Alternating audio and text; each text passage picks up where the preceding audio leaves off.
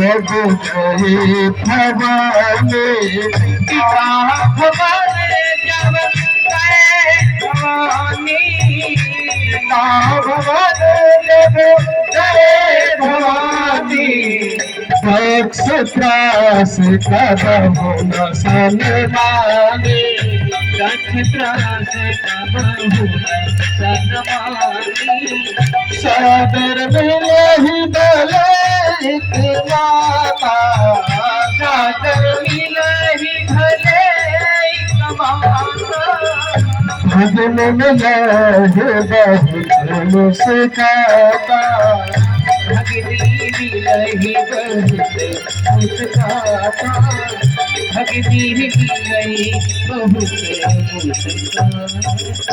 यज्ञ में जब पहुंचे तो जो दूर से दंडवत करते थे माँ को आज देख करके अनदेखा कर रहे। कौन? ये साधारण जो ऋषि यज्ञाचार्य वो भी प्रणाम नहीं कर रहे। क्यों? क्योंकि दक्ष का आदेश है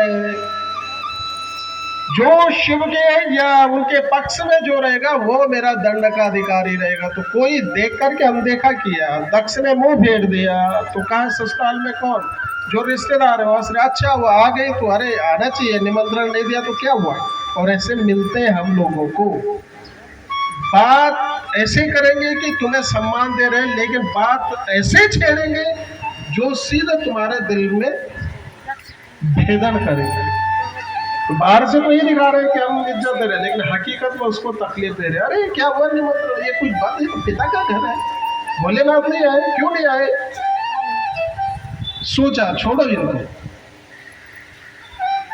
तो बोला सब जो है देखकर देखा क्या? तो क्या कोई ऐसा नहीं था कि जो सती को देखकर कुछ प्रसन्न हुआ हो? चार वीडियो ना कौन? सादर मिला ही भले एक माता प्रसूता। प्रसूति यानी वो तो प्रसूता है, उसने जन्म दिया है। कैसे भूल जाए?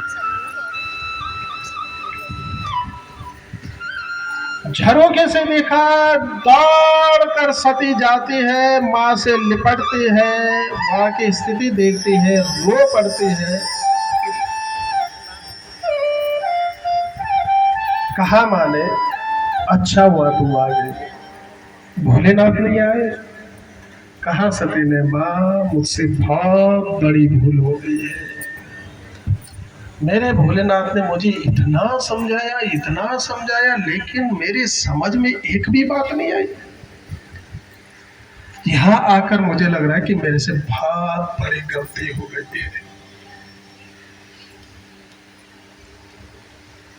गोद में सर रखकर रो पड़ी और तुरंत विदाई ली। कहा बोला मुझे एक क्षण यहाँ नहीं।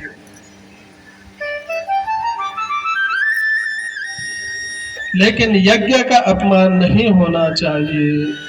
यज्ञ का दर्शन करो, परिक्रमा करो और फिर मैं यहाँ से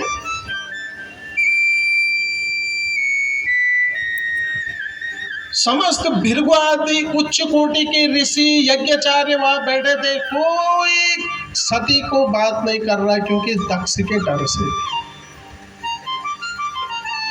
परिक्रमा की, यज्ञ की, छोटे छोटे जो देवता है उनका भी हिस्सा रखा गया है यज्ञ में, लेकिन ईशान कोण जो है खाली पड़ा हुआ था। अभी तक शांत थी, ठीक है जाने दो।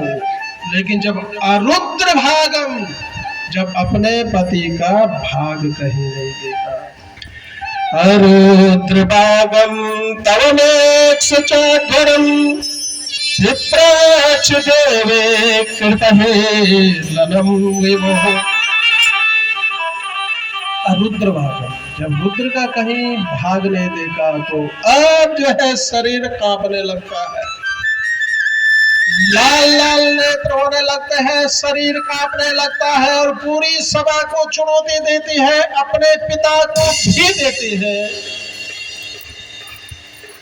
सुनहु सभासद, सुनहु सभासद, सुनहु सभासद सकल मुनिंदा, कहि जिन सुनहि संग कर निंदा, सुफल तुरत लहवा सबका हो, भले भात पछताओ पिताओ। अरे सभासदों, सुनो सुनो सुनो, जिसने मेरे पति का अपमान किया है वो सब दंड के अधिकारी है, और उस दंड से मेरा पिता दक्ष भी नहीं बच सकता। दक्ष को चुनौती दी। मैं अपने पति के इतने समझाने के बाद भी मैं दौड़ती हुई अंधे की तरह यहां पहुंची। क्यों? क्योंकि मुझे तुम्हारे प्रेम पर इतना भरोसा था, क्योंकि सबसे अधिक प्रेम आप मुझसे करते।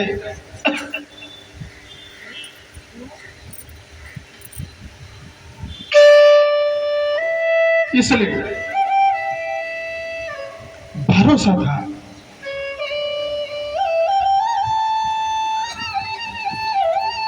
मुझे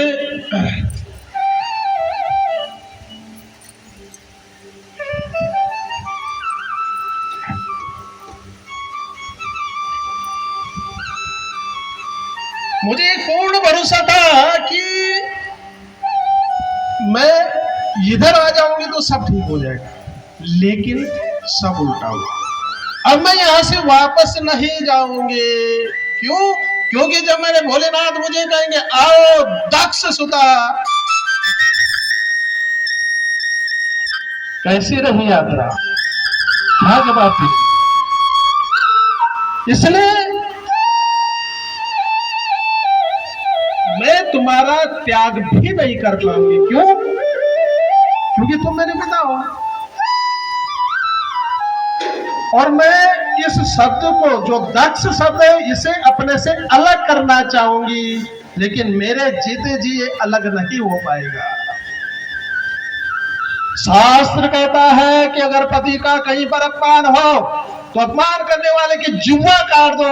अगर इतनी ताकत नहीं है तो अपने कानों में उंगली डालो, वहां से निकल लो। लेकिन मैं यहां से वापस भी नहीं जाऊंगी, और ना मेरी इतनी ताकत कि मैं पिता की जीवा काट दूं। इसलिए मैं इस शरीर को ही नष्ट कर दूंगी, और जब ये शरीर नहीं रहेगा तो दक्ष कहां से जुड़ेगा मेरे साथ? तुरंत योग अग्नि में अस कहि जोग अगिन तनु जारा, अस कहि जोग अगिन तनु जारा, अस कहि जोग अगिन तनु जारा, भयो सकल मक हाहाकारा, भयो सकल मक हाहाकारा, हाहाकारा।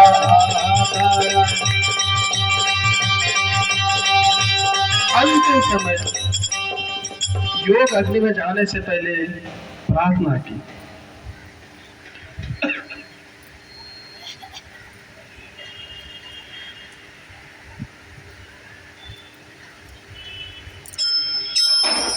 सती मरत हरिसन मांगा, जन्म जन्म शिव पद अनुराग।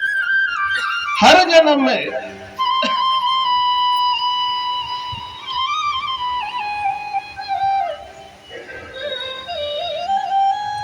में मुझे भोलेनाथ की प्राप्ति हो। और ये सब जब हुआ तो नारद जी ने दौड़ लगाई कैलाश की ओर।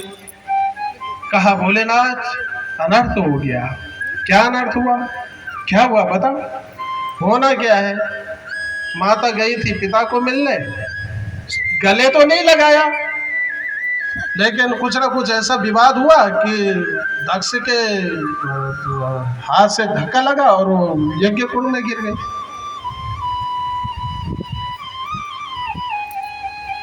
आजकल के संवाददाता ऐसी न्यूज देते हैं, नहीं घटना क्या घटी कैसी घटी वो नहीं। नारद जी तो वहाँ के स्पेशल रिपोर्टर हैं, तो गए महाराज क्या बोले, अभी वो दक्ष के द्वारा धक्का लगा और यज्ञ कुंड में। अब इतना सुना लाल पीले हो गए, तुरंत एक जटापट की वीरभद्र की उत्पत्ति हुई। बोलो वीरभद्र भगवान।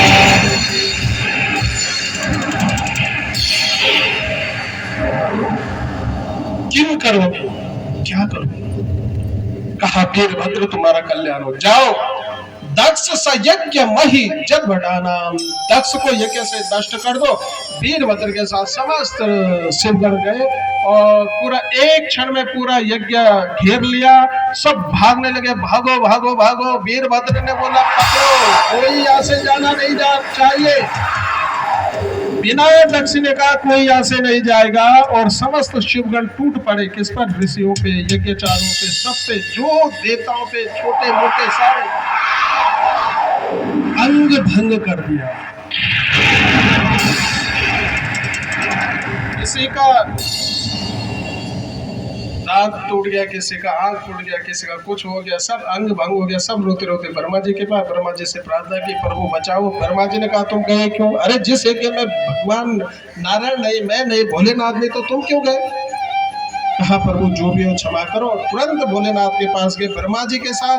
ब्रह्मा जी को देख करके शांत हुए भोलेनाथ, प्रणाम किया। उत्थाय चक्रे शिरसा वंदनम महातपस्य यथेव विष्णु। जिस प्रकार वामन भगवान प्रणाम करते काश्यप ऋषि को। अब कहाँ काश्यप ऋषि और कहाँ वामन भगवान, लेकिन पिता बनकर आए हैं इसलिए वामन भगवान ने प्रणाम किया। कहाँ राम जी और कहाँ दशरथ महाराज, लेकिन पिता है इसलिए राम जी प्रणाम करते हैं। इसी प्रकार भोलेनाथ ने ब्रह्मा जी को प्रणाम किया और ब्रह्मा जी के कहने पे सबका जो है मनोरथ पूर्ण किया। उस यज्ञ में गए, कहा यजमान कहा, बोले यजमान तो धड़ पड़ा है, सर ने। इस प्रकार भोलेनाथ ने बकरे का सर लगाया, तब रो पड़ता है। उस समय पद का अहंकार था तो उस समय समझाया कुछ ऋषियों ने कि दक्ष ये क्या हो रहा है। उस समय बोलता है तुम यज्ञ पे ध्यान दो। अब जब बेटी नहीं रही तो अब पुत्री की याद आ रही है तो अब रो पड़ता है और बड़ी सुंदर स्तुति करता है। कर्पूरी गौरम करुणावतारम, कर्पूरी गौरम करुणावतारम, कर्पूरी गौरम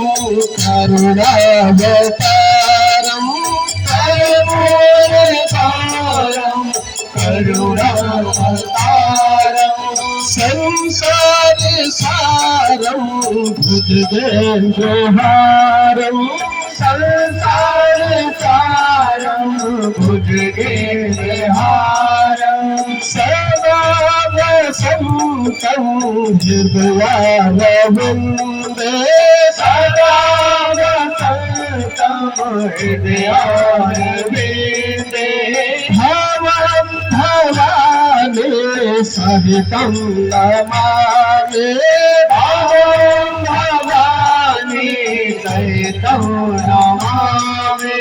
भूयादनुग्रहो भवता कृतो मे, दण्डस्त्वयामयि कृतो मदपि प्रलब्धः, न ब्रह्मबन्धुस्तु भगवान् नवज्ञ, तुभ्यं हरेश कृतयं प्रधृता व्रतेषु,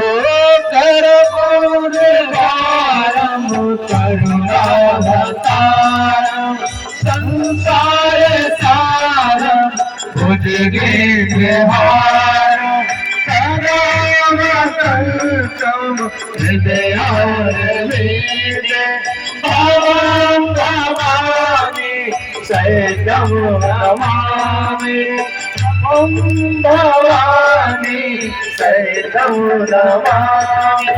भूयान अनुग्रह, हे देव आपने मेरे ऊपर बहुत बड़ी कृपा की, अनुग्रह किया मेरे ऊपर। मैं अपने पद के नशा में आपकी महिमा को ही भूल गया और मैंने जो आपका अपमान किया तो उसके बदले में जो आपने मुझे दंड दिया अच्छा किया। क्यों? क्योंकि आप मुझसे प्रेम करते हैं। जो प्रेम जिससे करता है उसे दंड देने का पूर्ण अधिकार उसको होता है। आप मुझसे प्रेम करते हो इसलिए मैं उदंड हो गया था, इसलिए आपने मुझे दंड दिया। क्यों? क्योंकि एक पिता अपने पुत्र या बच्चों से बहुत प्रेम करता है, लेकिन वही अगर वो बालक अगर कुछ उदंडता करता है, कहीं पे झगड़ा करता है, कुछ करता है, तो वो अपने बेटे पर 2 थप्पड़ मारता है। क्यों? क्योंकि उससे प्रेम करता है। लेकिन बगल में जो पड़ोसी था उसको नहीं मार सकता हूँ, क्योंकि वो उसका नहीं है। इसलिए जिससे प्रेम करते हैं उसको दंड देने का अधिकार होता है। जिस प्रकार एक ग्वाला अपनी गाय से कितना प्रेम करता है, अगर वो जंगल में उसको चुगाने जाता है और कोई हिंसक जीव उस पर आक्रमण कर दे, किस पर? उस गाय पर, तो नन्हा सा ग्वाला, सीधा सा ग्वाला अपने प्राणों की बाजी लगा देता है उस गाय को बचाने के लिए। क्यों? क्योंकि उसकी गाय है, उससे प्रेम करता है। लेकिन वही गाय अगर खेतों में इधर उधर अगर उदंडता करती है तो डंडा लेकर उसको मारता है। क्यों? क्योंकि उसका है, उससे प्रेम करता है, इसलिए उसको अधिकार है उसे दंड देने का।